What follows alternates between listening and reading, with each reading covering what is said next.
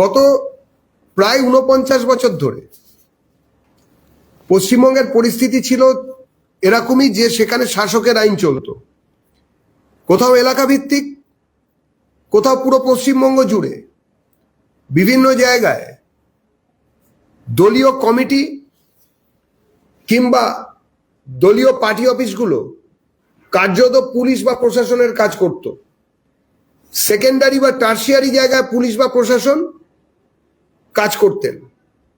আবারও বলছি, গত ২.৫ মাসের মধ্যে নবগঠিত পশ্চিমবঙ্গ রাজ্য সরকার তার মুখ্যমন্ত্রী শ্রী শুভেন্দু অধিকারীর নেতৃত্বে যে তৎপরতা আইন শৃঙ্খলা রক্ষার জন্য দেখিয়েছেন, তাতে শাসকের আইন আর নেই, আইনের শাসন এই পশ্চিমবাংলায় প্রতিষ্ঠিত হয়েছে।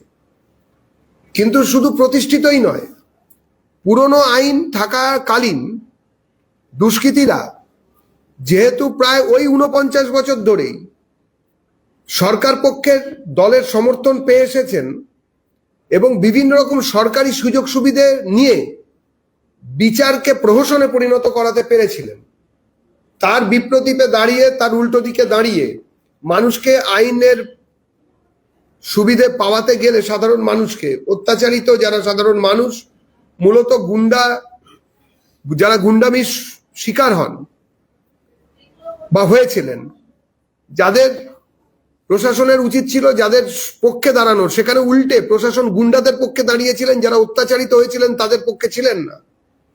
নতুন আইন তাদের এই পরিস্থিতি থেকে মুক্ত করবে এবং সব থেকে বড় কথা, একটা নির্দিষ্ট রাজনৈতিক দল করলেই বা সরকারি রাজনৈতিক দলের সঙ্গে থাকলে পলিটিক্যাল ইমিউনিটি পাওয়া যায় ডিভিডেন্ড হিসেবে, এবং আমি যা ইচ্ছে তাই করব। আমি কলকাতার মতন একটা শহরে, রাজধানীতে খোলা জনবসতি এলাকাতে গুলি চালিয়ে, বোম ফেলে, তারপরে রাত্রেবেলায় কলকাতাতেই গাড়ি চালাতে চালাতে ফেসবুক লাইভে, যেটা সোনাপাপ্পু করেছিল, সেইটা চলবে। এই ধরনের লোকেদের আটকাতে গেলে বা অন্যান্য ক্ষেত্রেও এই আইনের প্রয়োজনীয়তা আছে বলে পার্টি মনে করছে। দলগুলি এই আইনকে তারা মনে করছেন যে শাসক যদি চায় বিরোধী দলের নেতাদেরকে মুখ বন্ধ করতে, এই আইনটি শাসকের সহায়ক হতে পারে। তারা এ ব্যাপারে প্রমাণ খুঁজছেন এবং তারা প্রকাশ্যে বিরোধিতা করছেন।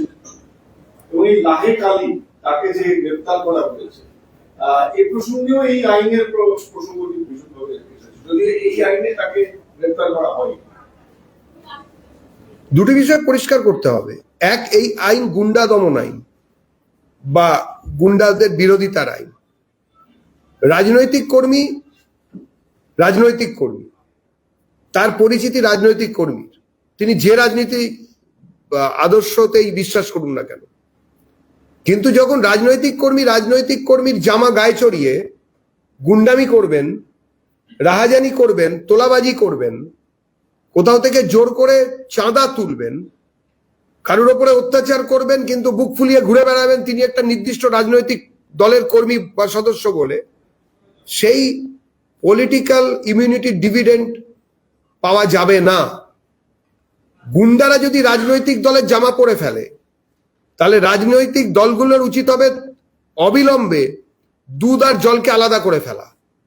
রাজনৈতিক দলের কর্মীর কি কাজ, সেটা রাজনৈতিক দলের কর্মীদের সেই সংশ্লিষ্ট রাজনৈতিক দলগুলিকে শেখাতে হবে। রাজনীতিটাও শেখার বিষয়। কিন্তু কোনো কারণে সরকারি বাসে আগুন দিয়ে দেব, ট্রেনে ইট মারবো, লাইন উপড়ে ফেলে দেবো আন্দোলনের নামে, রেলের ট্র্যাক, বেসরকারি গাড়ি ভাঙচুর করে দেবো, কিছু রাস্তা আটকে দেবো যাতে অ্যাম্বুলেন্স যেতে না পারে বা অন্য কোনো কিছু যাতে যেতে না পারে, জরুরি পরিষেবা ব্যাহত হয়, কারণ বাড়িতে আগুন দিয়ে দেবো। এই কাজ যদি রাজনৈতিক কর্মী হিসেবে কেউ দাবি করেন যে ওটা রাজনৈতিক কর্ম বলে, তাহলে মনে হয় না যে জনসাধারণ যারা রয়েছেন বা যারা রাজনীতির সঙ্গে সংশ্লিষ্ট রয়েছেন তারা কেউই এটাকে সমর্থন করতে পারবেন। সুতরাং যারা প্রমাদ গুনছেন, সেটা অকারণ প্রমাদও হতে পারে, আবার এটাও হতে পারে তাদের রাজনৈতিক দল এই ধরনের লোক দিয়েই ভর্তি এবং তারা এই ধরনের লোকজন নিয়েই এতদিন ধরে তাদের দলের স্বীকৃতি এবং দলীয় কাজকর্মকে টিকিয়ে রেখেছেন। তাহলে তারা দেখে নেবেন।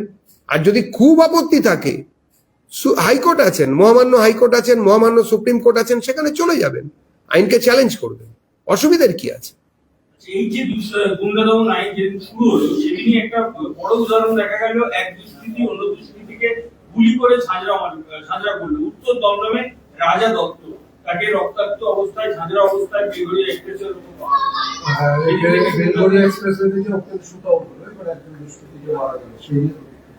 দুষ্কৃতীরা দুষ্কর্ম করবে কখন সেটা বলে করবে না নিশ্চয়ই, কিন্তু দুষ্কর্ম করার পরে তারা রেহাই পাবেন। দুটি দলের মধ্যে যদি এরকম হয়, গ্যাং ওয়ার হয়, এবং তারা কে কোথায় কবে থেকে বড় হয়েছেন, কে তাদের পেছনে ছিলেন, তাদের রাজনৈতিক মাথা কে, সেটাও খুঁজে বার করার দরকার আছে। আপনারা যারা সংবাদ মাধ্যমের সঙ্গে যুক্ত তারা জানেন যে বিভিন্ন সময় পশ্চিমবঙ্গে দুষ্কৃতিকারীরা তারা নির্দিষ্ট রাজনৈতিক দলগুলির সঙ্গে যুক্ত থেকেছে, যুক্ত হয়েছে এবং মানুষকে শোষণ করেছে, পীড়ন করেছে। তাদের উল্টো দিকে দাঁড়িয়ে এইটা চালু করা হয়েছে। এবং সব থেকে বড় কথা, যারা রেগুলার অফেন্ডার, যারা বিভিন্ন সময় হ্যাবিচুয়াল অফেন্ডার বলে পরিচিত আইনের পরিভাষায়, তাদেরকে কোনোভাবেই দমানো যাচ্ছিল না। এই আইনের ধারাতে এরকম প্রভিশন রাখা হয়েছে যে এই জিনিসগুলোকে বন্ধ করা, অর্থাৎ আইনের ফাঁক ফোকর দিয়ে বেরিয়ে এসে কি আর করবে আমাকে, আমি আবার ফেরত আসবো, এক্ষুনি গিয়ে বেল নিয়ে নিচ্ছি, তারপরে তোমাকে আমি দেখে নেব, এই ধরনের কাজকর্ম থেকে এরা অন্তত দূরে থাকবে। আমাদের ভিডিও ভালো লাগলে লাইক এবং শেয়ার করুন, কমেন্ট সেকশনে গিয়ে জানান আপনাদের মতামত। আরও ভিডিও পেতে আমাদের চ্যানেল সাবস্ক্রাইব করুন এবং প্রতি মুহূর্তে খবরের আপডেট পেতে প্রেস করুন বেল আইকন।